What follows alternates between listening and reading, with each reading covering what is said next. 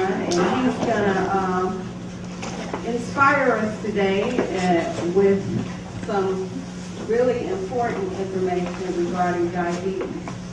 Come on up, Dr. Adams.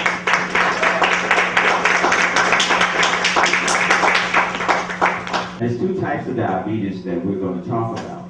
But first we're going to let you know that it is National Diabetes Awareness Month. 1 out of 11 people actually has diabetes.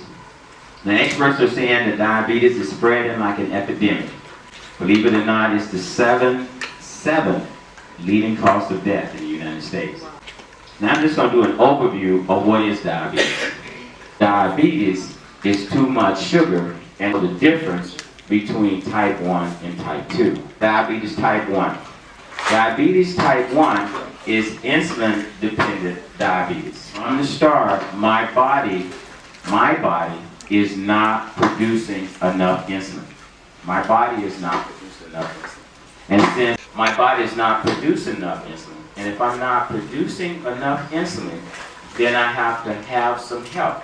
So insulin is a liquid form which acts immediately.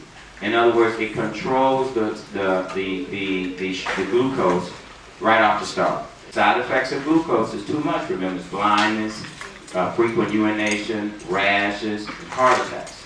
So in type 1 diabetes, you initially start with glucose, just so you know.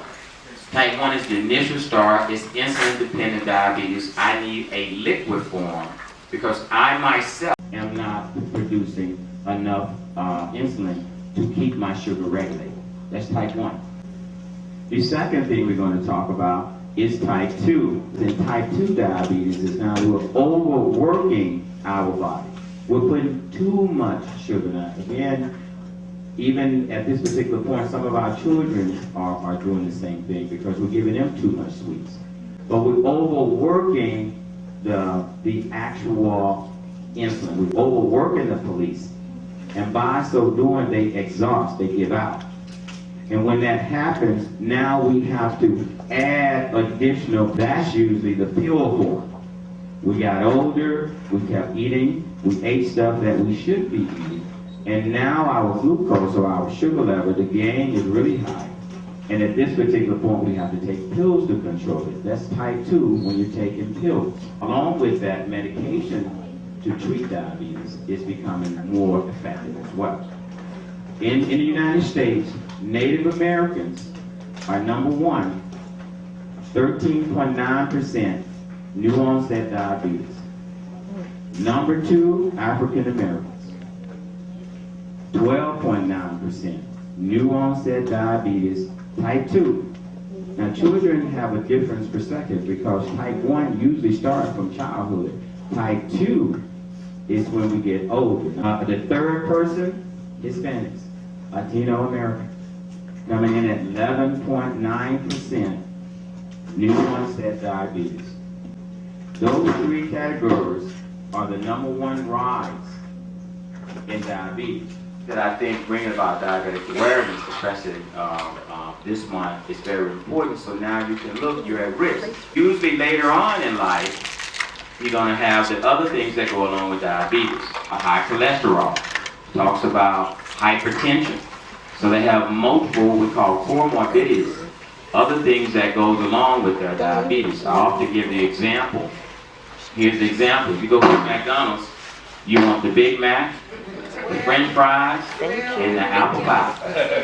And how do they come up with these terms if I'm diabetic or not? A1C is, it gives you at least 3 months of how much sugar you've been eating. It's the test that we look at. It's on the red blood cell. It's the hemoglobin molecule. It carries a almost like a tail or a telltale, if you will, of how much sugar over an average you've done in 120 days. That within itself will let us know if you're eating bad or you're eating good, but if it lets you know if you're diabetic or not. 5.7 or less is non-diabetic. Here's the funny part, 6.5 to 5.7 is that term pre-diabetes. If you're over 6.5, you're true diabetic. Now, the only thing that you can prevent is diabetes type 2. my diet changed, my weight changed, my habit changed. So, exercise, weight loss, then brings you back down to either just pills or either diet control only. And so now they getting all these rashes. They got these frequent bladder infections that they don't understand. Why I keep getting bladder infection? Why I got this rash? Why my toenails look like this or they're changing colors? Or I get discolored. Now my toe looks like it's turning green or blue or black. So they don't know that that's part of the scenario. That's when the rashes and stuff come on. Now, at the last part, they start having blurry vision. Makes sense on why they can't focus, because the sugar now is messing with the vision as well. So those are some of the things, are the side effects of when your sugar is getting too high. With the type 2 diabetes, is it more than one way you can get it besides your lifestyle, or is it just totally based on your lifestyle? Type 2 diabetes usually occurs between 30 and 70 something. Type 2 diabetes is usually a lifestyle change, unless you had some type of insult. Insult is with a medical term, which means pancreatic cancer is also involved in a lot of beer drinking, large form of alcohol. If you did something to kind of give your pancreas a jolt, which means now it's not producing as much insulin as it needs to, then it kind of brings you in the type 1 part. But what I do as far as in the morning, not only the insulin, I take 4 cinnamon tablets that's supposed to help control the blood sugar level. Is that true? I love that. I love that. Here's how I want you to process that.